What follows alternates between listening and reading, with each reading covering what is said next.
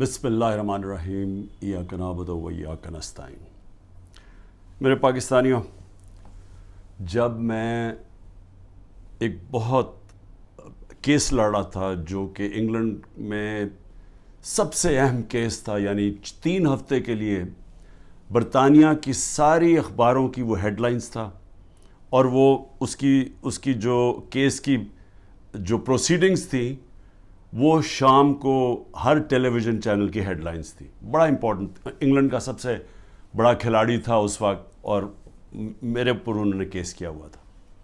تو میرا بھی جو وکیل تھا وہ برطانیہ کا مانا ہوا وکیل تھا، اس کا نام تھا سر جارج کامن، اور دوسری طرف اس کے پاس بھی برطانیہ کا ٹاپ وکیل تھا۔ تو سارا، کیونکہ میرا بھی نام تھا، ایئن بوتھم کا بہت بڑا نام تھا، تو اس وقت سارا جو انٹرسٹ تھا صرف سپورٹس میں نہیں، سب دیکھ رہے تھے اس کیس کو، اور یہ وکیل بھی ٹاپ کے تھے۔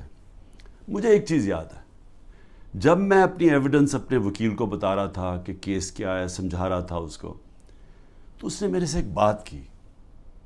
اس نے کہا، دیکھو میں تمہاری کوئی مدد نہیں کروں گا کہ تم نے عدالت میں جا کے کہنا کیا، میں کوچ نہیں کروں گا، یہ ہماری اخلاقیات کے خلاف ہے۔ حالانکہ چپ کر کے مجھے بتا دیتا کہ دیکھو وہ تمہارے سے یہ پوچھیں گے، تم یہ کہنا وہ کہنا، یا مجھے میری تیاری کرواتا، کیونکہ میں تو کبھی پہلے عدالت میں نہیں گیا تھا۔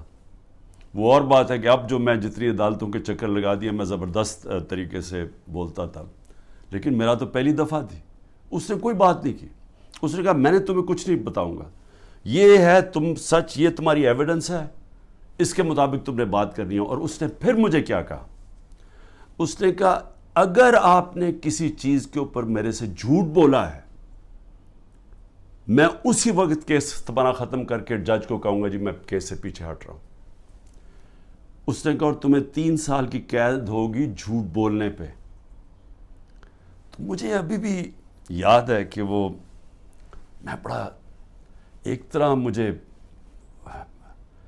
عجیب لگا کہ یہ اتنا اسٹرکٹ رولز ہیں یہاں کے، لیکن مجھے تو تب تک تو میں کافی دیر برطانیہ میں پڑھ بھی چکا تھا، میں کرکٹ کھیلتا تھا، تو میں صرف آپ کو سمجھا رہا ہوں کہ ان کا اخلاقی معیار کیا تھا اور ان کا انصاف کا نظام کیا تھا، کہ عدالت کے اندر جا کے تم نے سچ بولنا ہے، تب تک میں تمہارے ساتھ کھڑا ہوں۔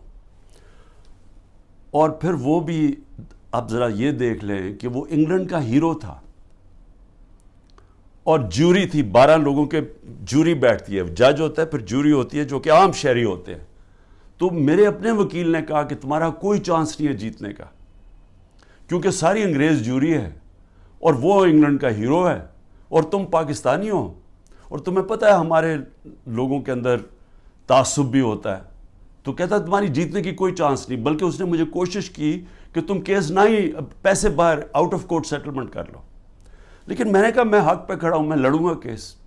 اس نے کہا تمہاری صرف 20% چانس ہے، اور یہ یاد رکھیں کہ اگر وہ میں کیس ہار جاتا تو یہ جو میں نے اپنا لنڈن کا فلیٹ بیچ کے میں یہ بنی گالا کا گھر بنایا، یہ سارا کچھ ہی چلا جاتا، کیونکہ وہ اتنا زیادہ اس کا خرچہ آتا ہے۔ تو میں آپ کو آج یہ کہنا چاہتا ہوں کہ وہ معاشرے آج خوشحال، اور وہ معاشرے جدھر آج ہمارے لوگ کشتیوں میں ڈوب ڈوب کے پہنچنے کی کوشش کرتے ہیں، یعنی زندگی کا دوڑ پہ لگا کے، یعنی سمندر میں ڈوب جاتے ہیں لیکن وہ پہنچنا چاہتے ہیں ان ملکوں میں، تو اس کی وجہ یہ نہیں ہے کہ وہاں وسائل زیادہ ہیں، اس کی وجہ یہ ہے کہ وہ ہماری سے اخلاقیات پہ، ان کے مورل ویلیوز بہت زیادہ ہے، وہاں انصاف کا نظام ہے۔ جو میں بار بار میں نے تو پارٹی شروع ہی ہے کہ وہ جب میں نے دیکھا ادھر، جو میں نے ان کے جو ملک دیکھے، تب میں نے فیصلہ کیا کہ ہم تو تباہ ہو جائیں گے، کیونکہ وہ اتنے زیادہ آگے نکل گئے ہمارے سے کہ ان کی اخلاقیات، ان کا جو امر بالمعروف ہے، ان کا وہ ہمارے نبی صلی اللہ علیہ وسلم کی جو وہ رحمت للعالمین ہے نا، جو میرے نبی کی سنت پہ چلے گا، کوئی بھی سنت اڈیپٹ کرے گا تو وہ تو ہر انسان کے لیے آئے تھے۔ تو انہوں نے جب کہا تھا کہ تمہارے سے پہلے بڑی قومیں تباہ ہوئیں جدھر طاقتور جب جرم کرے تو اس کو نہ پکڑو اور صرف کمزور کو پکڑو، وہ یعنی طاقتور قانون سے اوپر ہو۔ اب اصولاً اس کو جیت جانا چاہیے تھا، کیونکہ میں تو پاکستانی تھا، وہ برطانیہ کا ہیرو تھا، لیکن انصاف کا نظام یہ تھا کہ پاکستانی جا کے وہاں کیس جیت جاتا ہے۔ اور یاد رکھیں کہ یہ روایت مدینہ کی ریاست سے ہمارے لیے، تب وہاں ایسا انصاف نہیں تھا۔ جب مدینہ کی ریاست بنی تو یہ مغربی ممالک میں کوئی انصاف نہیں تھا، وہاں بھی جنگل کا قانون تھا۔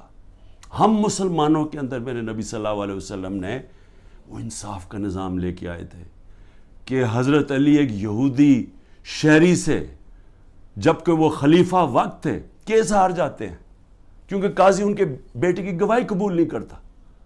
سوچیں حضرت علی کا کیا مقام ہے، لیکن انصاف کا نظام دیکھیں، اور ایک اقلیت ایک خلیفہ وقت کو سے کیس جیت جاتی ہے۔ نبی صلی اللہ علیہ وسلم نے اس لیے کہا تھا کہ وہ قومیں تباہ ہو جاتی ہیں۔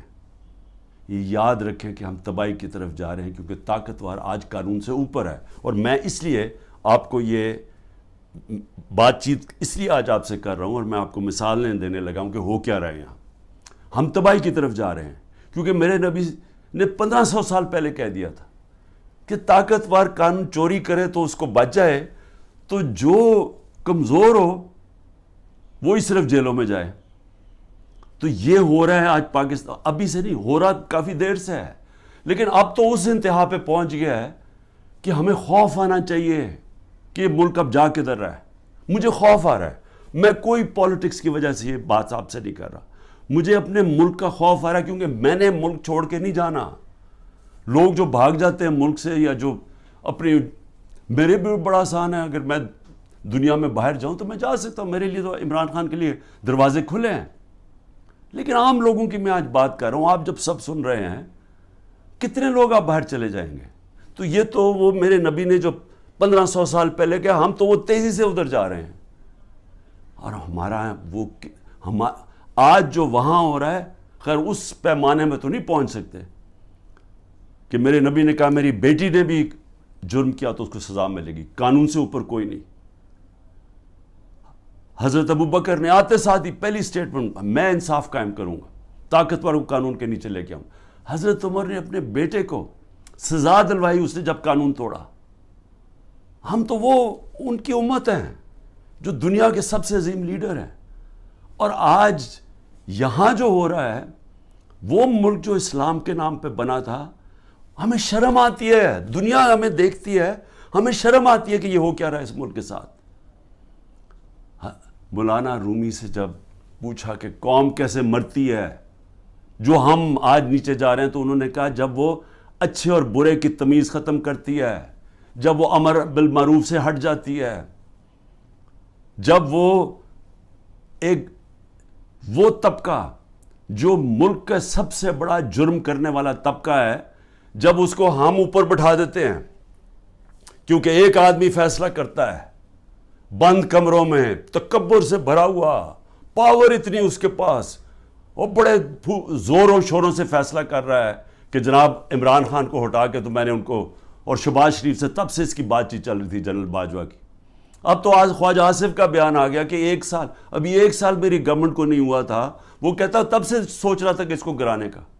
بھئی تمہاری اس کی حیثیت کیا تھی؟ الیکٹ کر کے میں آیا ہوں، پبلک کے ووٹ سے میں آیا ہوں، ذمہ داری میری ہے، لیکن اس نے فیصلہ کر لیا۔ اور یہ یاد رکھیں کہ یہ جو آج ہو رہا ہے یہ ملک کے ساتھ، یہ سب سے بڑا جنرل باجوہ اس کا ذمہ دار ہے۔ آپ کو پتہ ہے کہ جو ہم نے IMF میرے پاس آئی مل رہے ہیں، جو ہم نے، کیونکہ گورنمنٹ ڈیفالٹ کرنے جا رہی تھی، اس لیے ان کو یہ $3 ارب IMF کا چاہیے تھا۔ IMF کی سٹینڈ بائی ایگریمنٹ کی اس لیے ضرورت ہے کہ ہم ڈیفالٹ کرنے جا رہے ہیں۔ ڈیفالٹ کا مطلب یہ سمجھ جائیں کہ جس وقت پاکستان ڈیفالٹ کرتا، ہماری یہ جو معیشت کے ابھی حالات ہے، اس نے بالکل ہی بیٹھ جانا تھا، کیونکہ فنڈنگ بھی باہر سے ختم ہو جانی تھی، اور وہ نہیں ختم ہونی تھی، جو پھر اس کے بعد مہنگائی آنی تھی۔ اور آج جو مہنگائی کا حال ہے، آپ تصور کریں نا کہ میں سارے تنخواہ دار طبقہ جو آج بیٹھا ہوا ہے، غریب لوگ، پینشنرز، مزدور، جو آج مہنگائی ہے، اگر ڈیفالٹ کرتا اس سے دگنی مہنگائی ہو جانی تھی۔ اس لیے ہم نے فیصلہ کیا، حالانکہ وہ سوچیں 10,000 لوگ ہمارے جیلوں میں ہیں، عمران خان کے اوپر 180 کیس ہو چکے ہیں، پہنچ گئے ہیں 180 تک، ہماری سینئر لیڈرشپ جیل میں ہے، لوگ انڈر گراؤنڈ میں گھر توڑ رہے ہیں ان کے، ہر قسم کا ان کی بزنسز بند کر رہے ہیں۔ اس کے باوجود اپنے ملک کے لیے ہم نے کہا ٹھیک، ہم یہ اگریمنٹ کرتے ہیں تاکہ ملک نہ بیٹھے۔ لیکن سوال میرا کچھ اور ہے۔ میرا سوال یہ ہے کہ جدھر آج ہم کھڑے ہیں، کیا یہ جو اوپر حکمران ہیں ان سے ہمیں کوئی امید لگائی جا سکتی ہے؟ نہیں لگائی جا سکتی۔ کیوں؟ کیونکہ یہ اوپر بیٹھے اس لیے نہیں ہیں کہ انہوں نے ملک ٹھیک کرنے آئے ہیں۔ یہ میں آپ کو بتاؤں گا، یہ صرف اور صرف جو میں آپ کو 5 سال پہلے سے کہہ رہا تھا، یہ NRO والے لوگ ہیں جو میرے پیچھے صرف پڑے ہوئے تھے، سب اکٹھے ہو کے جی PDM بن گئی ہے، جی ڈیموکریٹک الائنس ہے۔ صرف مقصد ایک تھا کہ کسی طرح کرپشن کے کیسز سے یہ نکلے، اور میں اسی پہ چل رہا تھا۔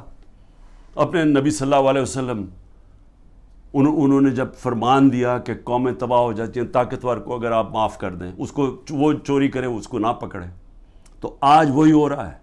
ساری جنرل باجوہ اس کو جب اعظم سواتی کو اس نے مار پڑوائی، اس نے یہ ٹویٹ لکھا نا، شکریہ جنرل باجوہ، آپ نے NRO 2 جو دیا ہے ان لوگوں کو، اس کے اوپر اس نے اس کو مار پڑوائی اور اس کے اوپر تشدد کروایا۔ تو آج یہ ذرا سن لیں کہ ان کے کیسز، تاکہ پہلے یہ سن لیں اور پھر سنیں کہ جو میرے سے اب کس طرح کے کیسز کیے جا رہے ہیں، ذرا سے موازنہ کر لیں۔ سب سے پہلے نواز شریف کا کیس، وہ کیس کیا تھا؟ انٹرنیشنل انکشاف ہوتا ہے، پینما پیپر، دنیا کے اندر ایک انکشاف ہو جاتا ہے، جنہوں نے اپنے آف شور اکاؤنٹس میں کمپنیوں کے پیچھے پراپرٹیز لی ہوتی ہیں۔ تو بڑے بڑے دنیا کے اندر وزیر بھی تھے، کوئی ایک آدھ ملک کا پرائم منسٹر بھی تھا، اور بڑے نام اس کے سامنے آئے، بلکہ برطانیہ کا اس وقت پرائم منسٹر کا بھی نام آ گیا کہ اس کی بھی پراپرٹی ہے۔ دنیا میں شور مچ گیا۔ تو ادھر پتہ چلا کہ 4 جن سب سے مہنگے لنڈن کے علاقے میں جو مے فیئر کے فلیٹس ہیں، وہ نواز شریف کی بیٹی اس کی اصل مالکہ تھی۔ اب سب کو پتا تھا کہ اس کے پاس تو پیسہ نہیں، اس کا مطلب نواز شریف نے خریدے۔ اب یہ تھا کیس، 1.5 سال عدالت میں چلا۔ نواز شریف نے اسمبلی میں کہا ہاں یہ ہیں ہمارے فلیٹس مانے، اور کہا یہ ہیں ذرائع کہ جس کے ذریعے میں نے خریدے۔ جب عدالت میں کیس شروع ہوا تو وہ ادھر سے اور کہانی بدل گئی، وہ ذرائع غائب ہو گئے۔ اس نے کہا جی قطری کھاتا آ گیا کہ جی قطریوں نے ہمیں یہ کوئی ڈیل ہوئی تھی، کوئی قطریوں سے ڈیل ہوئی تھی تو انہوں نے ہمیں یہ مفت کے دے دیے فلیٹ۔ یہ اس کے بعد یہ کہانی آئی۔ پھر اس کے بعد کلیبری فونٹ آ گئی۔ عدالت کے اندر مریم نواز نے جھوٹ بولا، کیونکہ وہ جو جس فونٹ جس سے جو لکھی گئے تھے کانٹریکٹ، جو اس نے اپنے بھائی کے ساتھ کانٹریکٹ دکھایا، وہ جو اگریمنٹ تھی وہ ابھی تک ایجاد ہی نہیں ہوئی تھی۔ جب اس نے وہ 2007 میں ہوئی، انہوں نے 2006 میں، کیونکہ جعلی کانٹریکٹ تھا، جھوٹ کی سیدھی 3 سال سزا ہوتی ہے، وہ کچھ بھی نہیں ہوا۔ اس کے بعد جناب سزا ہو گئی بعد میں ایون فیلڈ میں، اور پھر دوسرا نواز شریف کا تھا، وہ ایک اور اس کی جو سزا تھی ہل میٹل یا اس کی عزیزیہ مل تھی، اس کے اوپر تو اس کو سزا ہو گئی، مریم نواز کو سزا ہو گئی۔ اب عدالت کیا کرتی ہے؟ اب یہ پوچھا کیا جاتا ہے، ذرا سنیں، وہ مان گئے کہ ہمارے فلیٹ ہیں۔ عدالت اب یہ پوچھتی ہے ان سے کہ جناب بتائیں، آپ ثابت کریں، نیب کو کہتی ہے کہ آپ ثابت کریں کہ یہ واقعی ان کے فلیٹ ہیں۔ وہ رہ رہے ہیں وہاں 30 سال سے یا 25 سال سے، وہ مان گئے ہمارے فلیٹ ہے، لیکن عدالت کہتی ہے نیب کو کہ آپ ثابت کریں کہ کیا واقعی ان کے فلیٹ ہے۔ کیسے کوئی ثابت کر سکتا ہے؟ اگر آپ نے آف شور اکاؤنٹس بنائے ہوئے ہیں باہر ورجن آئلینڈز میں، تو کوئی ثابت نہیں کر سکتا۔ اس طرح تو جو بھی آج میں نے چوری کرنی ہے پیسے، میں بھی وہ وہاں باہر کمپنیز کے پیچھے میں خرید لوں پراپرٹیز، تو ثابت کون، ان کو صدیاں لگ جائیں گی ثابت کرنے میں۔ تو ایک تو یہ ہو گیا۔ دوسرا شہباز شریف، اب یہ ذرا سن لیں، شہباز شریف کی 16 ارب روپے کے ان کے بیٹوں کی بینک اکاؤنٹس میں پیسہ آتا ہے، ڈاکیومنٹری ایویڈنس ہے، جس میں مقصود چپراسی کے بینک میں 3 ارب سے 3.5 ارب روپے آ جاتا ہے۔ ایک چپڑاسی کے بینک اکاؤنٹ میں، اور ساتھ ان کا نیب میں کیس ہوتا ہے. انہوں نے فیک اکاؤنٹس دکھائے ہوتے ہیں جو لوگ کبھی پاکستان سے باہر ہی نہیں گئے، ان کے نام میں انہوں نے کہا جی ہمیں انگلینڈ سے ریمیٹنسز مل رہی ہیں. یہی حدیبہ پیپر مل میں اس شریف خاندان نے کیا، جو اسحاق ڈار نے اپنے 164 کے بیان میں بتایا 2001-2002 میں کہ میں ان کے لیے منی لانڈرنگ کرتا تھا، یہاں سے پیسہ باہر بھیجتا تھا، ادھر کسی کوئی قاضی فیملی تھی اس کے اکاؤنٹ میں جاتا تھا. اس نے باقاعدہ بتایا سب کچھ. اس اکاؤنٹ سے پھر پیسہ پاکستان ان کی خاندان کے نام پہ آتا تھا. یعنی منی لانڈرنگ یہ حدیبہ پیپر مل سے 25 سال پہلے سے شروع کی ہوئی تھی. وہی شہباز شریف وہی پیٹرن کیا، وہی آصف زرداری کے فیک اکاؤنٹس میں وہی پیسے، یہاں سے فیک اکاؤنٹ سے پیسے باہر بھیجو، ادھر سے دکھاؤ کہ جی منی ریمیٹنسز آئے ہیں اور وہاں سے پیسہ منگوا لو، باقی باہر رکھ دو. اصل پیسہ ان کا باہر پڑا ہوا ہے، صرف جو پیسے کی ضرورت پڑتی ہے وہ منگواتے ہیں یہاں. تو یہ اب آپ یہ سن لیں کہ یہ شہباز شریف کا کیس تھا. شہباز شریف بھی کیس سے نکل گیا، نواز شریف بھی کیس سے نکل گیا. شہباز شریف کیس سے کیسے نکلا؟ شہباز شریف کیس سے ایسے نکلا کہ انہوں نے پہلے تو جناب آتے ساتھ ہی ایف آئی اے کا سربراہ تبدیل کیا، کیونکہ جنرل باجوہ نے اس کو اوپر لا کے ہمارے اوپر مسلط کر دیا. جب انڈر ٹرائل تھا شہباز شریف اور اس کے بیٹے انڈر ٹرائل تھے، تو جب ہماری گورنمنٹ گرائی اس کو اوپر بٹھا دیا آ کے. اس نے آ کے آتے ساتھ ہی ایف آئی اے کا ہیڈ چینج کیا، اسے پرسیکیوشن کو چینج کیا، جو پروسیکیوشن تھی اس کو چینج کیا. انہوں نے جو پہلے انویسٹیگیشن کر رہا تھا مسٹیریسلی ڈاکٹر رضوان کو پہلے ہٹایا اور وہ ہارٹ اٹیک سے مر گیا. اس کے بعد مقصود چپڑاسی مر گیا ہارٹ اٹیک سے. ارشد شریف جس نے بڑی ڈیٹیلڈ اس کیس کے اندر کام کیا ہوا تھا، اس کے بعد تھوڑی دیر کے بعد اس کا قتل ہو جاتا ہے. اور کوئی جج بھی انویسٹیگیٹ نہیں کرتا کہ جناب ڈاکیومنٹری ایویڈنس والومز پڑی ہیں ان کی انویسٹیگیشن میں، وہ بھی ختم ہو جاتی ہے. ادھر سے نیب کا ہیڈ چینج کرتے ہیں.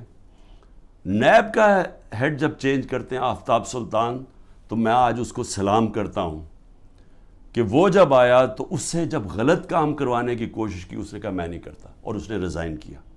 پھر ایک اور آدمی کو لے کے آئے جو موجودہ آدمی ہے، اور وہ سارے کیسز ان کے ختم. نیب بھی کیسز ختم، شہباز 8 ارب کے، اور یہ بھی کیس ختم. یہ جو 16 ارب روپے کے یہ جو ایف آئی اے کے کیس اب وہ بھی ختم ہو کیونکہ اپنے لوگوں پر بٹھا دیے.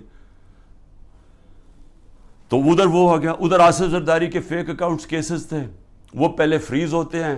جنرل باجوہ کی ڈیل ہو رہی ہوتی ہے آصف زرداری سے، پتہ نہیں کیا ڈیل ہے، وہ کرتے ہیں، وہ بھی سارا ختم ہو گیا. تو زرداری بھی پاک ہو گیا. زرداری وہ آدمی ہے جس کو 2 دفعہ نواز شریف نے جیل میں ڈالا تھا کرپشن میں، اور یہ حدیبہ پیپر مل نواز شریف نے بنایا تھا. یہ زرداری نے نواز شریف کے اوپر بنایا تھا. تو یہ کیسز پرانے چلے آ رہے ہیں، یہ ہمارے دور کے کیسز نہیں ہیں. لیکن جب ہمارا دور آیا تو جناب نیب تھی جنرل باجوہ صاحب کے نیچے، اس کے بعد سارے کیسز رک گئے. اور وہ تو خیر اب چیزیں سامنے آئی گئی ہیں کہ خواجہ آصف نے خود ہی کہہ دیا کہ ان سے تو بات چیت تو ان سے شروع ہو گئی تھی، تو کیسز ان کے کیسے آگے بڑھنے تھے. لیکن یہ سمجھ جائیں کہ جو آج اوپر طاقتور بیٹھے ہوئے ہیں ان کی اربوں روپے کے کیسز معاف ہوئے ہیں. اور سب سے امپورٹنٹ چیز یہ ہے کہ یہ جب کیسز تھے یہ ان کی گورنمنٹ تھی. جو حمزہ شہباز اس ملک سے بھاگا ہے وہ تو جب ایف آئی اے کا کیس آئے وہ جب ہماری گورنمنٹ تھی. لیکن جب نواز شریف کے بیٹے گھر یا ملک سے بھاگے ہیں تب تو ان کی گورنمنٹ تھی، کیونکہ ان سے پوچھا کہ جناب یہ مہنگے آپ کی پراپرٹیز کدھر سے آئیں. وہ باہر بھاگ گئے اور پھر کہتے جی ہم تو پاکستانی شہری نہیں ہیں، ہم برطانیہ کی شہری ہیں. اس کا مطلب کہ عمران خان اگر پرائم منسٹر بنے، یہاں سے چوری کر کے پیسے بھیجتا رہے اپنے بیٹوں کے سلمان اور قاسم کے اکاؤنٹس میں، اور کہے جی وہ تو پاکستانی شہری نہیں ہے، تو وہ جواب دہی نہیں ہے. تو یہی بیٹے بھی باہر بھاگ گئے، انہوں نے کہا جی ہم جواب دہی نہیں ہیں. اس کے بعد دماد بھاگتا ہے شہباز شریف کا، وہ جب نیب اس کو کرپشن کیس پہ بلاتی ہے وہ باہر بھاگ جاتا ہے ان کی گورنمنٹ کے نیچے. پھر ان کا فائنانس منسٹر اسحاق ڈار ملک سے باہر بھاگتا ہے جب نیب بلا کے پوچھتے ہیں کہ جی آپ کے یہ اثاثے ہیں، یہ آپ کے آئے کدھر سے ہیں، یہ ایک دام آپ تیرے امیر کیسے ہو گئے، وہ بھی ملک سے باہر بھاگ جاتا ہے ان کے دور میں. تو میں سوال پوچھ رہا ہوں کہ میں کیوں نہیں باہر بھاگ رہا؟ ان کے اوپر تو 1-2 کیسز تھے. میرے اوپر تو 180 کیس بن چکے ہیں. میں کیوں نہیں ملک چھوڑ کے بھاگ رہا؟ کیونکہ انہوں نے چوری کی ہوئی تھی. ان کے ایسٹس ہیں, ان کے پاس اربوں روپے کے ایسٹس ہیں جو یہ بتا ہی نہیں سکتے کدھر سے آئے ہیں, اور مجھ سے باہر لے کے منی لانڈرنگ کیا, دگنی کرائم ہے. اور میں اب آتا ہوں, 2 اور چیزیں میں آپ کو کہہ دوں. ہمارے 3.5 نیب کے سال میں 480 ارب روپیہ پاکستان نے نیب نے ریکور کیا چوری کا, کرپشن کا. 480 ارب روپیہ. اس سے پہلے سارے دور میں نیب نے 280 روپیہ ریکور کیا تھا. آج مجھے بتائیں کہ نیب سے کتنا پیسہ نیب نے کتنا پیسہ ریکور کیا؟ 1100 ارب روپیہ ریکور کرنا تھا. آج وہ کوئی پیسہ ریکور نہیں ہو رہا. اب نیب کا کام ہے کہ عمران خان کے اوپر کرو, یا جو بھی اب مخالف ہیں ان سے پارٹی چھڑوانے کے لیے یا ان کو ڈرانے کے لیے. اب نیب کا صرف یہ کام رہ گیا. نیب جو پاکستان کے اندر, میں پھر سے کہتا ہوں, 480 ارب روپیہ ہمارے دور میں نیب نے ریکور کیا تھا, اور 1100 ارب روپیہ بچا ہوا تھا. انہوں نے قانون بدل دیے, ایک قانون بدل کے نیب کا قانون بدل دیا, اس میں بچ گئے. اور دوسرا اپنا نیب کا ہیڈ بٹھا دیا ہے, جس طرح کے باقی انویسٹیگیٹنگ ایجنسیز کے اپنے لوگ بٹھا دیے. میں اب آگے آپ کو ذرا تھوڑا سا اور, کیونکہ بڑا امپورٹنٹ آپ کے لیے سمجھنا کہ آج اس ملک کے ساتھ ہم ہو کیا رہے اور ہم جا کدھر رہے ہیں. اس میں آ جائیں کہ اب میرے اوپر کیسز ہیں. میرے اوپر انہوں نے, جس طرح میں نے کہا, 180 کیسز کیے ہوئے ہیں. لیکن میں اب ان میں ذرا آپ کو بتانے لگا ہوں کہ یہ کون سے یہ کیسز یہ 6 مختلف ٹائپ کیسز میرے اوپر کیے ہوئے ہیں. تو میں ذرا سمجھ جائے کہ یہاں اربوں روپے کی چوری ہے, اور 30 سال سے کیسز ان کے اوپر ہوتے آ رہے ہیں. مشرف نے NRO دیا, ادھر بچ گئے. آصف زرداری کی کیس تھی, اس نے سر محل خریدا ہوا تھا, وہ انہوں نے جا کے پورا کیس کر کے جب وہ بیکا سر محل, پیسہ پاکستان آنا تھا, NRO دے دیا, وہ پیسہ اپنے پاس رکھ لیا. $60 ملین سوئٹزرلینڈ میں پڑے ہوئے تھے. وہ پاکستان نے کیس کیا وہاں, وہ پیسہ پاکستان آنے لگا تھا, NRO دیا, وہ واپس چلے گئے. تو حدیبہ پیپر مل تو مشرف کے دور میں اس کے اوپر آگے پیش و رفت ہی نہیں ہوئی, جس کے اوپر اسحاق ڈار نے باقاعدہ, پھر سے میں کہہ رہا ہوں, ڈیٹیلز دی ہوئی تھی کہ کیسے وہ منی لانڈرنگ کرتا تھا ان کے لیے. تو یہ لوگ آج اوپر بیٹھے ہیں, سب کیسز معاف کروا لی ہیں. لیکن اب کر کیا رہے ہیں؟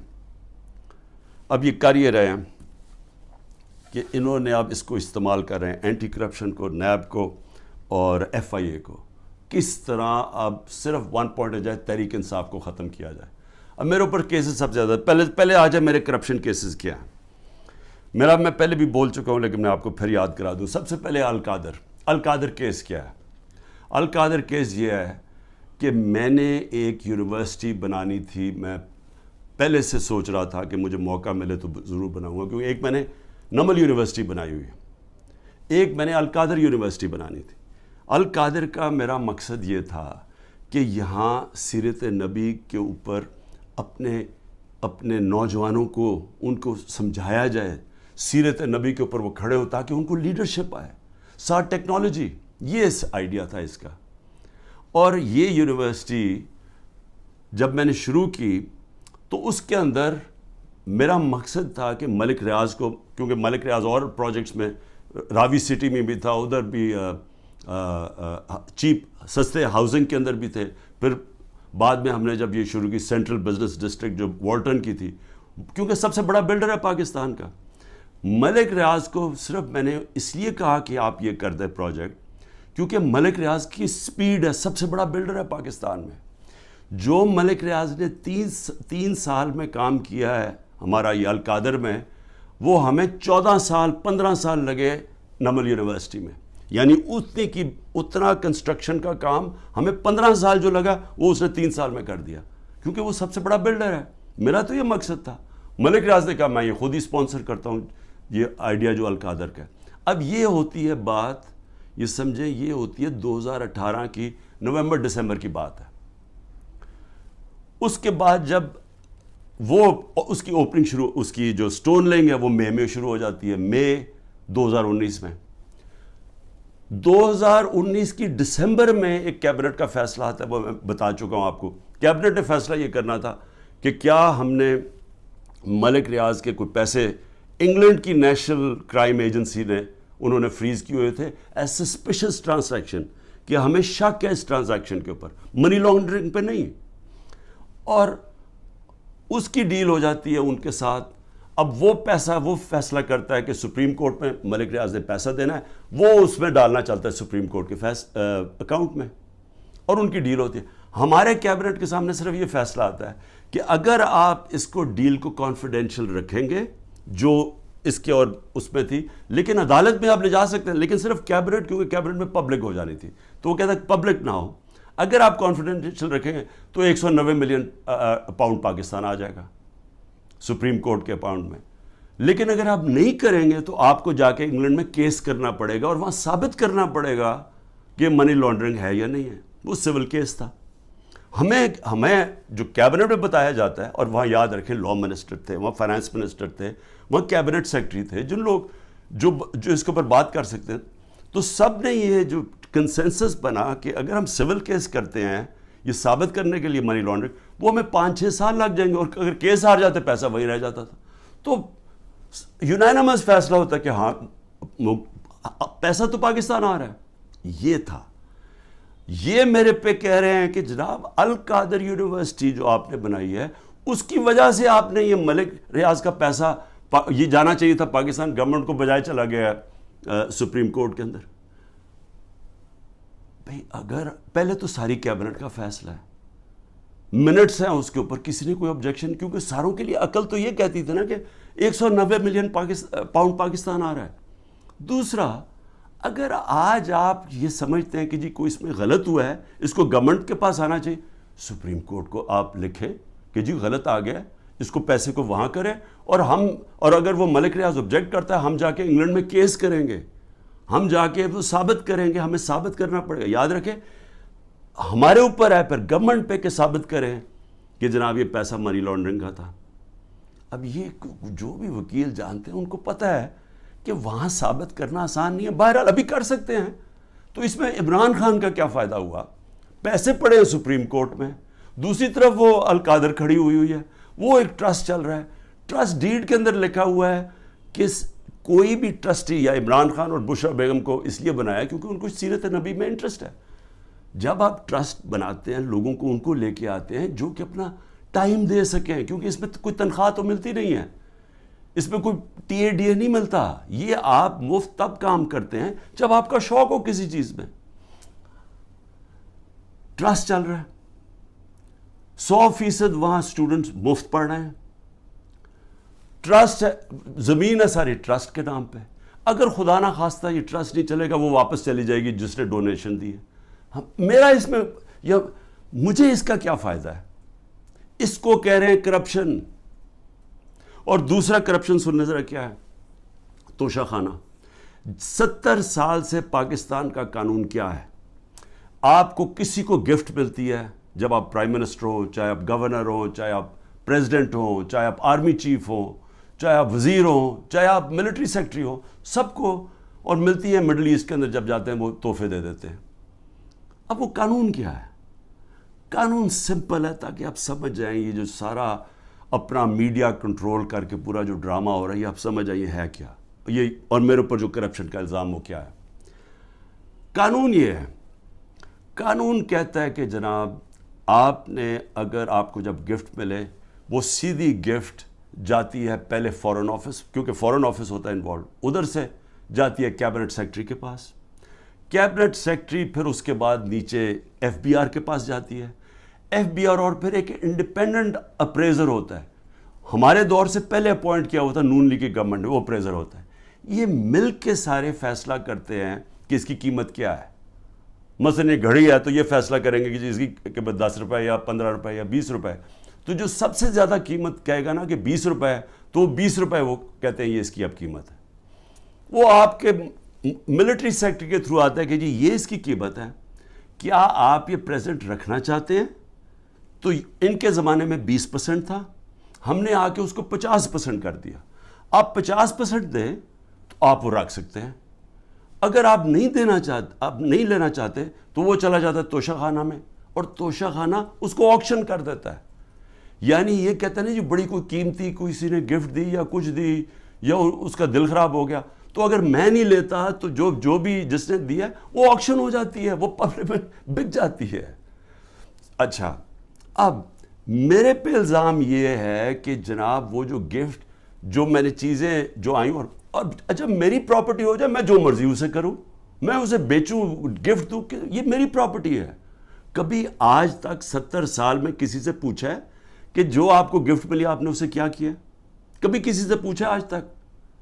تو ان کو ایک چیز, جی عمران خان نے گفٹ وہ سستی لی توشہ خانہ سے, بھئی وہ کیبنٹ سیکٹری بھی اویلیبل ہے, وہ ایف بی آر کے لوگ بھی اویلیبل ہیں, وہ اپریزر بھی اویلیبل ہے.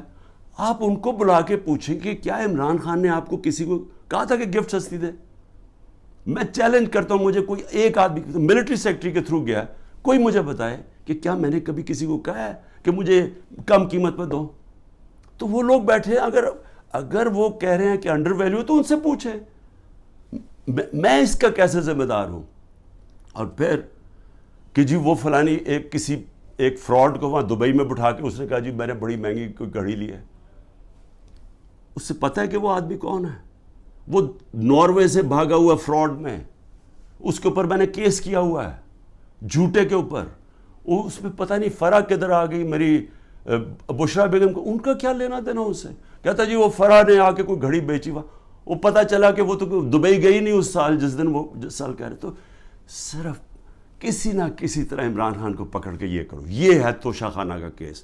اور اگر کسی کو پکڑنا ہے توشہ خانہ کیس میں, تو اس میں مریم نواز پکڑی جاتی ہے, نواز شریف پکڑا جاتا ہے, اور آصف زرداری, کیونکہ انہوں نے وہاں سے مہنگی گاڑیاں توشہ خانہ میں سے انہوں نے وہ گاڑیاں خریدی اور سستے قیمت پہ وہ خرید سکتے ہی نہیں تھے, کیونکہ توشہ خانہ میں گاڑی آپ نہیں لے سکتے. مجھے بھی گاڑی ایک ملی تھی, آپ گاڑی قانون کے مطابق نہیں لے سکتے.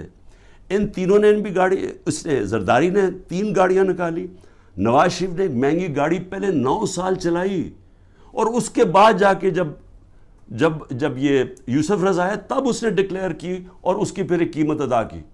اور مریم نواز نے ڈکلیئر ہی نہیں کی توشہ خانہ میں ایک گاڑی جو کہ ابو دھابی سے رائل فیملی سے ملی, اور وہ اس نے جا کے پھر آگے بیچ دی. تو مجھے یہ بتائیں کہ ان کے اوپر جو واضح طور پہ قانون ٹوٹا ہوا ہے, اس میں تو کوئی قانون ہی کوئی نہیں ٹوٹا. مجھے بتائیں میں نے کیا انلیگل چیز کی ہے؟ انہوں نے تو قانون توڑا ہوا ہے, ان کو نہیں کچھ کسی کو پکڑنا. پھر آگے چلیں, میرے پر ایک کیس ہے جی کہ میری بہن کو میں نے انفلوئنس کر کے ایک 6 ارب کی زمین دلوا دی صرف 6 کروڑ میں, اور 6 ارب کی اس لیے کیونکہ وہاں کوئی نہر لگنی تھی, تو اس سے اس کی قیمت اوپر چلی جانی تھی. اور میں نے زبردستی لوگوں سے کہا کہ کیونکہ میں پرائم منسٹر تھا, میں نے زبردستی کہا کہ وہ کسانوں سے اسے زمین دلوا دی. اب یہ اتنے ڈفرز ہیں, ان کو یہی نہیں پتا کہ جو میری بہن نے پیسے دیے وہ چیک سے دیے ہوئے پیسے. چیک 25 اپریل کو 2022 کو ایک چیک دیا گیا ہے, اور 2 جون 2022 کو دوسرا چیک دیا گیا ہے. عمران خان 9 اپریل کو پرائم منسٹر ہٹ چکا تھا, تو میں نے کیسے انفلوئنس کیا وہ کسانوں کو؟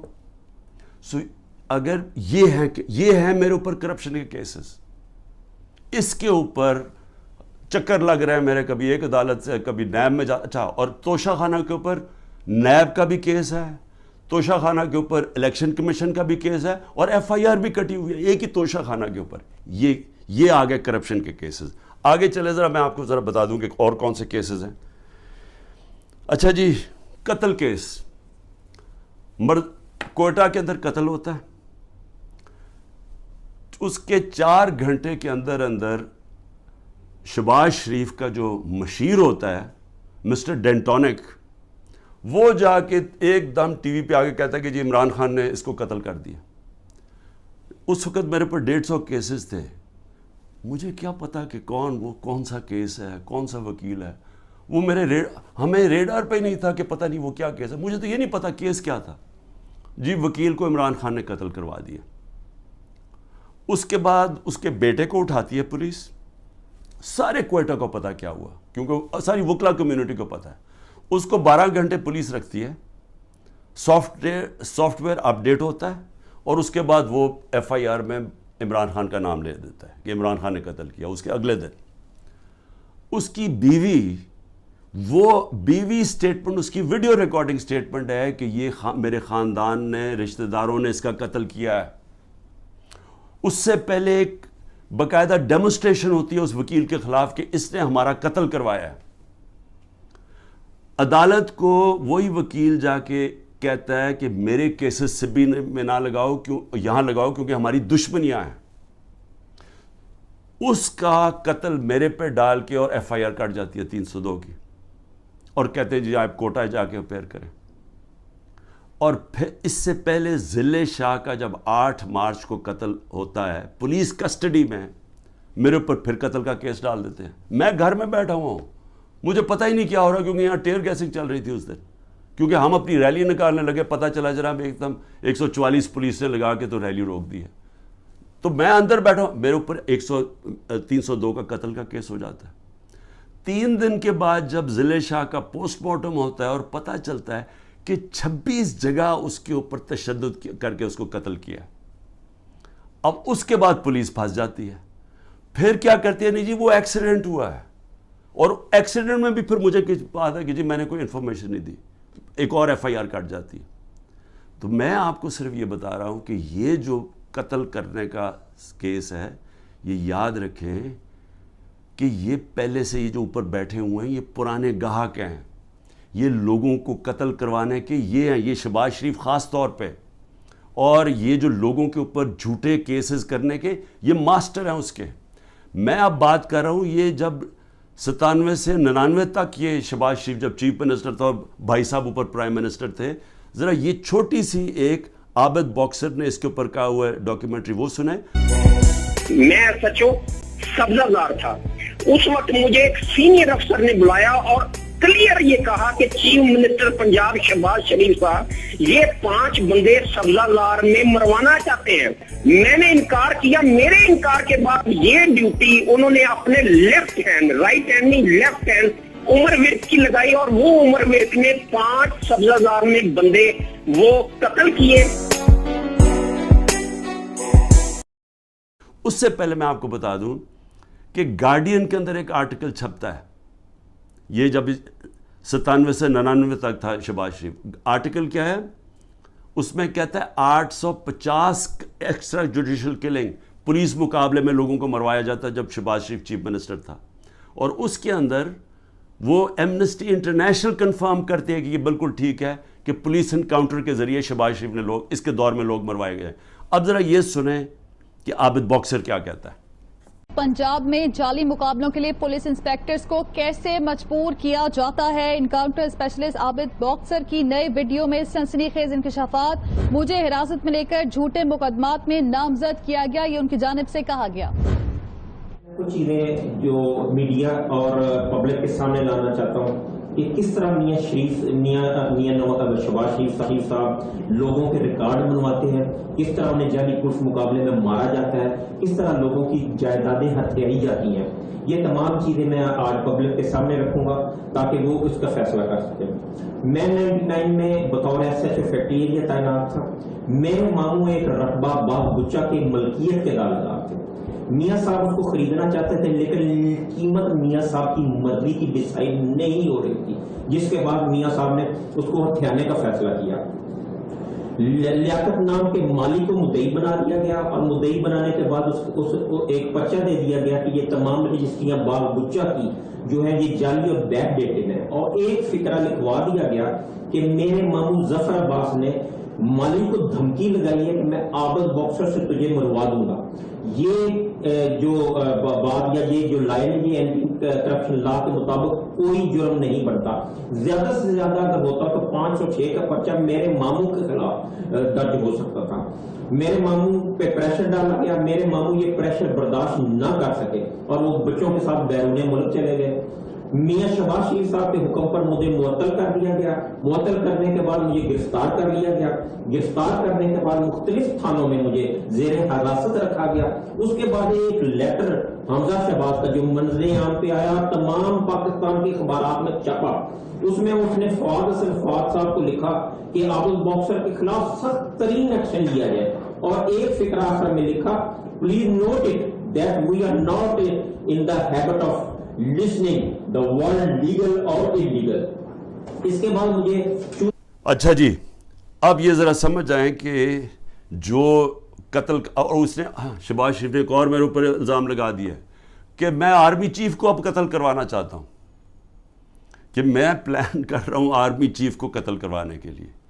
اور اس دیکھیں وہ جو ہوتا ہے نا, وہ کہتے ہیں کہ ایک انگریزی میں ہے کہ tax a thief to catch a thief, یعنی چور جو ہوتا ہے وہ چور کو پکڑ سکتا ہے کیونکہ چور چور کی طرح سوچتا ہے, کیونکہ یہ ساری زندگی یہ جرائم پیشہ لوگ ہیں, یہ اس کو پتہ ہے کہ عمران خان کوئی قتل نہیں کروانا ہے, ان کو پتہ ہے کہ نہ میں, سب کو کوئٹہ کو پتہ ہے نہ میں نے اس کو قتل کروایا نہ یہ ذل شاہ کو, لیکن یہ جھوٹے الزام لگانے کے یہ ماسٹر ہے. اچھا یہ قتل یہ ہو گیا, جب مرڈر کیسز یہ میرے پاس ایک ایف آئی آر ادھر کی کٹی ہوئی ہے اور ایک انہوں نے ذل شاہ کے اوپر اور چینج کر کے کٹوا دیے. پھر آ جائے جی دہشت گردی. زیادہ تر اب میرے پر کیس دہشت گردی کی عدالتوں میں. اب وہ دہشت گردی کے کیسز کیسے ہیں؟ 9 مئی سے پہلے کیسز ہیں. وہ کیسز کیا ہے جناب؟ میں کوئی ڈیمونسٹریشن ہو رہی ہے, کوئی مظاہرہ ہو رہا ہے پی ٹی آئی کا, کوئی مظاہرہ میں کوئی انسیڈنٹ ہوتا ہے, جناب عمران خان کے اوپر دہشت گردی کا کیس. ایک الیکشن کمیشن کے باہر مظاہرہ ہو رہا ہے, اس کے اندر کچھ آپس میں کچھ ہوتا ہے, مجھے کیا پتا, عمران خان کے اوپر دہشت گردی کا پرچہ. مریم نواز کی ویڈیو ہیں سب کے پاس کہ یہ جا کے یہ جب اس کی پیشی ہوتی ہے نیب کے اندر تو پتھراؤ کرتے ہیں نیب کے اوپر. گاڑی بھری ہوتی ہے جس میں پہلے پتھر لے کے جاتے ہیں, پتھراؤ ہوتا ہے. کوئی کیس ہوا اس کے اوپر؟ کوئی دہشت گردی کا کیس ہوا؟ کوئی کیس ہوا؟ تو کچھ بھی ہوتا ہے, کوئی ڈیمونسٹریشن کی عمران خان کے اوپر دہشت گردی کا. اچھا پھر 9 مئی آ جائیں. اب 9 مئی کے بعد میرے اوپر ایک اور بارش ہوگی ہے کیسوں کی. اب ہر روز کوئی نیا کیس آ جاتا ہے کہ وہ جو میاں والی میں وہ جو جہاز جلایا گیا تھا وہ اس میں بھی عمران خان کے اوپر دہشت گردی کا کیس ہے. ساری جگہ کیسز آ گئے. اب یہ پہلے 9 مئی کو کلیئر کر دیں. 9 مئی کو پاکستان کے سپریم کورٹ نے کہا کہ جو عمران خان کو 9 مئی کو اغوا کیا گیا تھا وہ غیر قانونی اور غیر آئینی تھا. یہ سپریم کورٹ کا فیصلہ ہے. اب مظلوم میں ہوں, مجھے اٹھایا جا رہا ہے ایک دہشت گرد, ایک مجرم کی طرح وہاں سے ڈنڈے مار کے. رینجرز نہیں کمانڈوز تھے, کیونکہ جو میرے 4-5 کمانڈوز تھے ان کو وہ تو ایک دم پہچان گئے کمانڈوز تھے. کمانڈو ایکشن میں جو مجھے وہاں سے اٹھایا گیا, میں سوال یہ پوچھتا ہوں کہ کس پاکستان کے پولیٹیکل لیڈر کو اس طرح کی اس کو ذلیل کیا گیا؟ لوگوں کو مارا گیا, وہاں کے سٹاف کو مارا گیا, جو وہاں سٹاف بیٹھا ہوا تھا رجسٹری آفس کا, ہائی کورٹ کا سٹاف, وکیلوں کو مارا گیا, ڈنڈے مارے گئے. وہ بیچارے 4-5 گارڈ تھے اتنے زیادہ, انہوں نے ان کو مارا, میرے لگا ڈنڈا, جس طرح مجھے پکڑ کے لے کے گئے. اب سب سے پہلے تو یہ یاد رکھیں کہ یہ غیر آئینی اور غیر قانونی تھا, ذلیل کیا مجھے. اس کے اوپر جو ری ایکشن آیا وہ آنا تھا. سب سے بڑی پارٹی ہے پاکستان کی, تو کیا لوگوں کو جو دیکھ رہے تھے, اور صرف ری ایکشن یہاں نہیں آیا, جدھر پاکستانی انٹرنیشنل تھا وہاں ساری جگہ ری ایکشن آیا. ری ایکشن آنا تھا کیونکہ لوگ مجھے 50 سال سے جانتے ہیں, تو جو لوگوں نے دیکھا اپنی آنکھوں کے ساتھ اس کے اوپر ریئیکٹ ہی کرنا تھا. تو مظلوم یعنی ظلم میرے پہ ہوتا ہے, میرے لوگوں بالکل ان کی جائز ہوتی ہے کہ وہ آ کے پرامن احتجاج کریں, کیونکہ قانون اجازت دیتا ہے. ایک ناانصافی ہوتی ہے, اس کے اوپر پرامن احتجاج کرتے ہیں. اور صرف پاکستان, پھر سے میں کہتا ہوں, اب انٹرنیشنل جو ہوتا ہے, کیا وہاں بھی وہ غلط لوگ نکلے تھے؟ اس سب کو ایک بس جناب فوج کے خلاف کچھ ہو گیا, شہداء کے خلاف کچھ ہو گیا, اس کو اس مد میں ڈال کے کہ وہ بات نہیں کرتا کہ وہاں گولیاں چلائیں گئی. نہتے لوگوں کو مارا گیا. 25 لوگ کم از کم انہوں نے مارے ہیں, کیونکہ ہمیں پوری طرح پتہ نہیں ہے. جو پولیس نے 25 لوگوں کو گولی قتل کیا, شہید کیا میں کہتا ہوں, کیونکہ پرامن احتجاج حق کے لیے, ناانصافی کے خلاف کھڑا ہونا تو ہمارا حق ہے. اس کے اوپر لوگوں کو قتل کیا گیا, اور وہ شہید ہیں. جو انصاف کے لیے کھڑا ہوتا ہے اس کو شہید کہتے ہیں. 16 کے پاس ہماری ایڈریسز ہیں.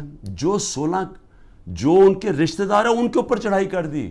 وہ بیچارے ڈرے ہوئے بیٹھے ہیں, مشکل سے نام دے رہے ہیں. جو باقی 8-9 ہیں وہ ہمیں بتا ہی نہیں رہے, کیونکہ وہ ڈرے ہوئے انڈر گراؤنڈ چلے گئے ہیں. اس طرح انہوں نے, جس طرح ذلے شاہ کے گھر ساری پہنچ گئی تھی ان کی ساری پنجاب کے آئی جی اور سارے, اور اسے جب اس کی جب باڈی تھی تو اس کو کہا جی یہ ایکسیڈنٹ ہوا, زمین پہ پڑا, یہ ملا ہے سائٹ پہ. جو سارے باڈی کے اوپر جو پوسٹ مارٹم میں تشدد کے, کیونکہ کبھی ایکسیڈنٹ میں بھی تشدد ہوتا ہے, تو وہ ساری پولیس پہنچ گئی اور وہ بیچارے پیچھے سہم گئے. اسی طرح سارے جو ان کے رشتہ دار ہیں جو ہوا ہے وہ سارے سہم گئے. 9 کا ہمیں پتہ نہیں چل رہا, اور 16 جو ہیں ان کو وہ دے نہیں رہے, ان کو رپورٹ نہیں دے رہے, ان کا پوسٹ مارٹم نہیں کر رہے. تو پہلے تو ان کو قتل کیا, شہید کیا, اس کے بعد انہی کے اوپر دباؤ ڈال دیا. جو مظلوم ہے انہی کے اوپر ڈال دیا, کیسز بھی ان کے اوپر کر دیے. اس کے علاوہ جو ٹوٹل گولیاں لگی ہیں وہ 100 سے 200 گولیاں لگی ہیں. جو ہاسپٹل میں پڑے ہوئے تھے ان کو اٹھا کے جیلوں میں لے گئے جن کو گولیاں لگی تھی. 3 کی ٹانگیں کٹ گئیں, 1 پیرالائز ہو گیا جو پیچھے گولی لگی. لیکن صرف وہ بلڈنگز کو آگ لگا دی. بھئی ہم سارے مذمت کرتے ہیں. وہ ججمنٹ میں دیکھ لیں چیف جسٹس کی, کہ مجھے تو پتہ ہی کچھ نہیں تھا. میں تو جب چیف جسٹس کے وہاں سامنے ہوا, انہوں نے بتایا کہ جی, میں نے کہا میں سخت مذمت کرتا ہوں. 27 سال سے میں نے لوگوں کو کہا ہوا ہے کہ قانون کے بیچ میں رہ کے ہم نے ہمیشہ, اور رہے ہیں قانون کے بیچ میں, ہمیشہ احتجاج ہم نے قانون کے بیچ میں کیا. ہم نے جب 126 دن کا دھرنا دیا, مجھے بتائیں پاکستان کی تاریخ کا سب سے بڑا وہ ہمارا پروٹیسٹ تھا. کیا ہوا, کیا لڑائی, کوئی لڑائی ہوئی, کوئی لوگوں کو مارا داڑا, ساری دنیا آتی تھی پروٹیسٹ کر کے چلی جاتی تھی. میں نے کوئی 70 جلسے کیے پاور سے نکلنے کے لیے. تاریخ میں سب سے بڑے جلسے ہوئے ہیں. کوئی بتائیں کوئی کسی قسم کا انتشار ہوا. مجھے گولیاں لگیں تو کوئی بلڈنگ جلائی گئی. تو یہ جو ہوا ہے, ہم بار بار کہہ رہے ہیں کہ جی اس کی انڈیپینڈنٹ انویسٹیگیشن کروائیں. ہر چیز کی ہمیشہ انڈیپینڈنٹ انویسٹیگیشن ہوتی. ہمارا کچھ سن ہی نہیں رہا. ہمارے پاس جو ایویڈنس ہے کہ یہ لوگ اندر گھسائے ہوئے تھے جنہوں نے جا کے یہ جو جلائی ہیں, میں چیلنج کرتا ہوں کہ یہ جو ہوا ہے کور کمانڈر کا گھر, اس کے اوپر صحیح انویسٹیگیشن ہو, آپ کو پتہ چلے گا کہ پیچھے کتنی بڑی سازش ہوئی ہے. یہ سب سے پہلے تو پنجاب پولیس, آئی جی پولیس سے پوچھے. جب کیپٹل ہل کے اندر واشنگٹن میں جب ٹرمپ کے سپورٹرز چڑھ گئے, سب سے پہلے انہوں نے پولیس چیف کو خارج کروایا, اس سے فارغ کیا. تو اس سے کیوں نہیں کوئی پوچھ رہا؟ اوپر سے یہ کہہ رہے جی عمران خان ملٹری کورٹ میں, یہ عمران خان اس میں ملوث تھا. تو انہوں نے تو پہلے سے ہی پلان بنایا ہوا تھا کہ اس کو استعمال کر رہے ہیں ایک پوری جماعت کو, جو سب سے بڑی جماعت کو ختم کرنے کے لیے. اور یہ پوری کوشش کر رہے ہیں کہ جو لوگوں کو جیلوں میں ڈالا, جو کر رہے ہیں لوگوں سے. یعنی میں کبھی نہیں سمجھتا تھا کہ یہ ملک اتنا نیچے چلا جائے گا, کہ ہماری اخلاقیات اتنی گر جائیں گی. نبی صلی اللہ علیہ وسلم جب جنگ بھی جانے سے پہلے کہتے تھے, نہ تم نے عورتوں کو, مخالف دشمنوں کی, نہ عورتوں کو, نہ بچوں کو, نہ بوڑھوں کو, نہ درخت کاٹتے ہیں. یعنی اتنا دشمنوں کے خلاف تھا. جو ہمارے ساتھ ہو رہا ہے, اور نہ عورتیں دیکھتے ہیں, نہ بچے دیکھتے ہیں, نہ ان کی بزنسز دیکھتے ہیں. جس طرح کا ان کے رشتہ دار, ان کے جاننے والے سب کے اوپر پہنچ جاتے ہیں. یعنی ایسی کبھی میں نے اس طرح کا ظلم نہیں دیکھا جو ہمارے خلاف اس وقت ہو رہا ہے. اور آڑ کس کی لے رہے ہیں؟ جناب بہت بڑا ظلم کر دیا ہم نے 9 مئی کو. تو 9 مئی کو جو میرے سے ظلم ہوا, جو شروع ہی ہوا, جس کی وجہ سے سارا کچھ ریاکشن ہوا, اس کے اوپر تو کوئی انکوائری بھی نہیں ہوئی. اور اس لیے میں یہ ابھی تو جو کیسز اب بن رہے ہیں اس کی آڑ لے کے ہر دوسرے دن ایک نیا دہشت گردی کا کیس بن جاتا ہے, جو 180 تک پہنچ چکا ہوں. اور یہ اب ممکن ہی نہیں ہے میرے لیے کہ میں ساری جگہ بھاگا پھروں. کوئی میاں والی میں کیس ہے, فیصل آباد میں کیس, جدھر وہ 9 مئی کا بنا کے جس کو کیسز ہے. تو کوشش کر رہا ہوں, ملک سے تو نہیں بھاگوں گا, ہو سکے گا کہ ایک وقت ایسا آئے گا کہ میں یہ نہیں کر سکوں, جیل میں ڈال دیں گے, تیار ہوں میں جیل کے لیے. صرف ایک اور میں چیز کہنا چاہتا ہوں, یہ 144 سے لگا دیتے. ایک یہ نیا ڈرامہ شروع کیا, ہم اب الیکشن کیمپین 8 مارچ کو الیکشن کیمپین کا اپنا آغاز کرتے ہیں, 7 مارچ کو بیٹھ کے پولیس سے طے کرتے ہیں روٹ یہ لاہور کی کہ ہم اپنی, کیونکہ سپریم کورٹ 30 اپریل کا الیکشن اناؤنس کر دیتا ہے, تو ہم اپنی آغاز کرتے ہیں کیمپین کا. صبح پتہ تو چلتا ہے جی ایک دم ساری جگہ پولیس پہنچ گئی, راستے بند کر دیے ہیں, واٹر کیننز آ گئی ہیں, ٹیئر گیسنگ شروع ہو گئی جو ریلی, اور میں گھر بیٹھا انتظار کر رہا ہوں, اب میں نے ریلی جوائن کرنی ہے, پتہ چلا جناب ٹیئر گیسنگ ہو گئی ہے, میرے گھر کے باہر پولیس پہنچ گئی ہے. اس کے بعد اگلے دن اس دن ذیل شاہ قتل ہو جاتا ہے, اور جو تشدد سے اس کو بیچارے کو شہید کرتے. اس کے بعد یہ ذرا سنتے جائیں, 14 مارچ کو وارنٹ آ جاتی ہے میرے گھر میں کہ جی آپ کو ہم پکڑنا چاہتے ہیں, کیونکہ آپ نے وہ 18 مارچ کو میں نے ایک عدالت میں اپیئر ہونا ہے میجسٹریٹ کے کورٹ میں, 4 دن پہلے پولیس پہنچ جاتی ہے. آپ کو اگر میجسٹریٹ کورٹ میں پیش بھی ہونا ہے تو ایک دن 24 گھنٹے میں پیش کرنا پڑتا ہے, وہ 4 دن پہلے پولیس پہنچ جاتی ہے. اور وہ جو کیس تھا, میں کہہ رہا ہوں, ہماری سینئر لیڈرشپ کہہ رہی ہے ہاں جی عمران خان عدالت میں پیش ہوگا, وہ سارے باہر پولیس کو کہہ رہی ہے, وہ سن ہی نہیں رہے. اس کے بعد جو یہ ذرا سمجھ لیں, جو CRPC کرمنل کوڈ کا جو سیکشن 75 ہے, اس کے مطابق اگر آپ وکیل آپ کو ایشورٹی بانڈ دے دیتا ہے کہ عمران خان 18 کو پہنچے گا تو وہ اریسٹ نہیں کر سکتے. یہاں کا جناب جو CCPO ہے اس کے پیچھے میرا وکیل, اور وہ بھی وکیل بھی ہائی کورٹ بار ایسوسی ایشن کا پریزیڈنٹ, وہ پیچھے پھر رہا ہے شورٹی بانڈ لے کے, وہ مل ہی نہیں رہا اسے, کیونکہ بدنیت ہے. یہاں پھر مجھے اغوا کرنے آئے تھے, 24 گھنٹے میرے گھر کے اوپر اٹیک کیا. اچھا اب پھر 144 وہاں ہمارا 14 مئی کو جب ہم دیکھ رہے ہیں کہ الیکشن نہیں کرنے جا رہے, تو ہم 6 مئی کو اپنی آئین کے لیے, کیونکہ آئینی طور پہ ان کو الیکشن کروانا چاہیے تھا 14 مئی کو, جب آئینی طور پہ الیکشن نہیں کر رہے تو ہمیں کیا پتہ چلتا ہے کہ جی ایک دم اسلام آباد میں ہم ریلیز نکال رہے ہیں, سارے ملک میں ریلیز نکل رہی ہیں. اسلام آباد میں ریلی نکلتی ہے 144, عمران خان کے اوپر یہاں کیس ہو جاتا ہے. سارے پاکستان میں ریلیز نکل رہی ہیں, لیکن اسلام آباد میں جی کیونکہ 144 لگا دیا تھا, وہ 144 لگتا ہی صرف ہمارے لیے.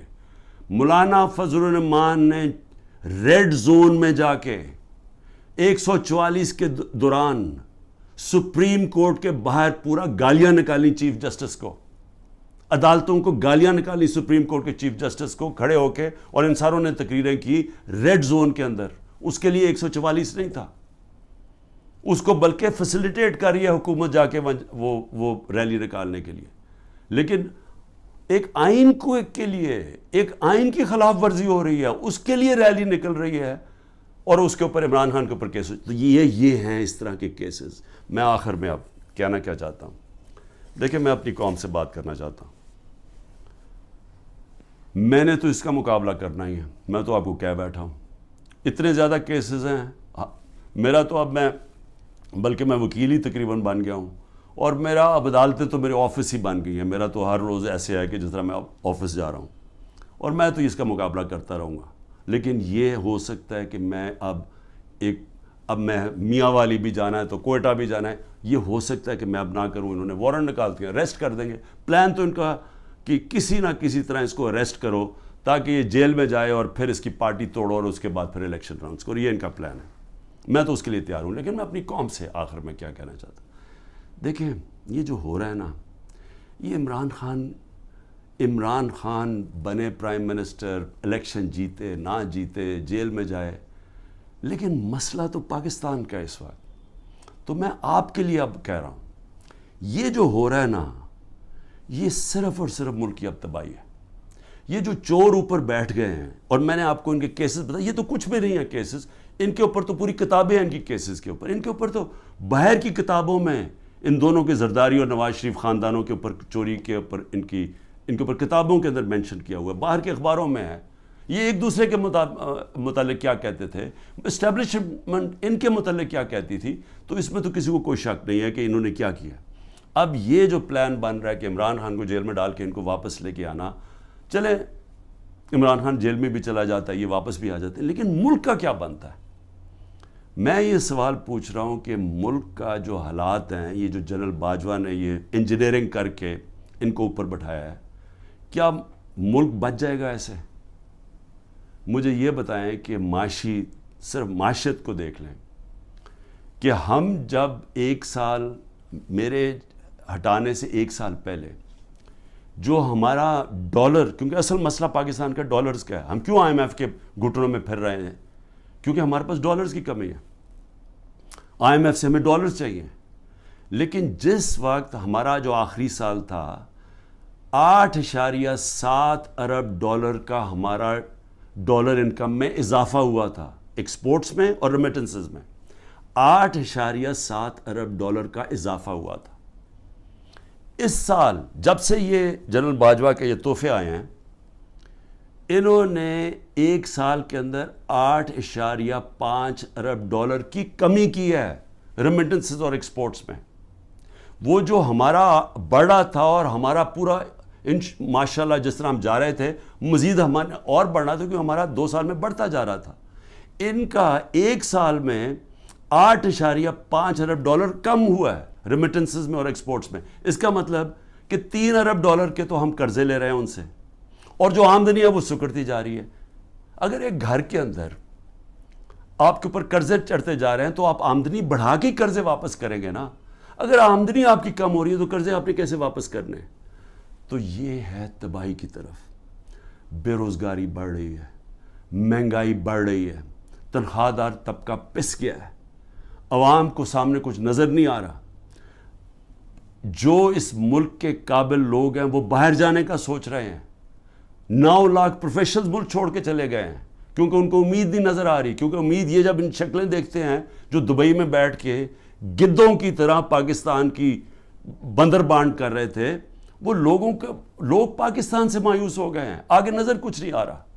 اوپر انصاف کا نظام جس ملک میں یہ ہو کہ یہ چور اوپر بیٹھ کے اپنے کیسز اربوں روپے کے 1100 ارب روپے کے کیس معاف کروا دیں, اور وہ جو لوگ جن کی انصاف کی تحریک جو 27 سال لے کے آئے تھے کہ جی اس ملک میں رول آف لا ہو, ان کے اوپر کیسز کی بارش ہوئی ہے. ان کے اوپر 3-3 4-4 کیسز تھے. میرے پر 180 کے قریب کیسز ہیں. کبھی ہوا ہے دنیا میں کسی ملک میں ایسے کبھی ہوا ہے؟ لیکن یہ ہو اس لیے رہا ہے کہ یہاں مجرم اوپر بیٹھ گئے ہیں. اور میں قوم کو آج کہہ رہا ہوں, میں سارے وہ لوگ جو کہ یہ غلط کام کر رہے ہیں ان چوروں کے لیے, دیکھیں اللہ نے کیوں کہا تھا کہ رزق میرے ہاتھ میں ہے؟ اس نے اس لیے کہا تھا کہ کوئی اپنی رزق بچانے کے لیے, تنخواہ بچانے کے لیے, نوکری بچانے کے لیے آپ کوئی غلط کام نہ کریں. آپ کے اوپر اللہ نے لازم کیا ہوا ہے کہ آپ قانون کے مطابق چلیں. برطانیہ میں کسی پولیس والے کی جرت, کسی اوپر آفیسر کی جرت نہ ہو کہ نیچے پولیس والے کو کہا کہ غلط کام کرو, کسی کے گھر کے توڑ کے اندر چلے جاؤ, وہاں اس کا گھر لوٹ لو, ان کی بزنسز بند کر دو. جرت نہ ہو, پولیس چیف کی جرت نہ ہو, کیونکہ اسے پتا ہوگا کہ قانون میں وہ نیچے کھڑا ہوگا کہے گا میں یہ نہیں کرتا, یہ قانون مجھے اجازت نہیں دیتا. وہاں کا اس لیے وہ کامیاب ہے ملک, اس لیے ہمارے لوگ بیچارے سمندروں میں ڈوبنے کی رسک لیتے ہوتے پہنچنے کی کوشش کرتے ہیں, کیونکہ وہاں انصاف ہے. وہاں کسی کو غلط کام کرنے کے لیے آپ حکم نہیں دے سکتے, کیونکہ قانون ہے, انصاف ہے, رائٹس ہیں لوگوں کے, ان کے فنڈامنٹل رائٹس کی ان کی عدالتیں ان کی حفاظت کرتی ہیں.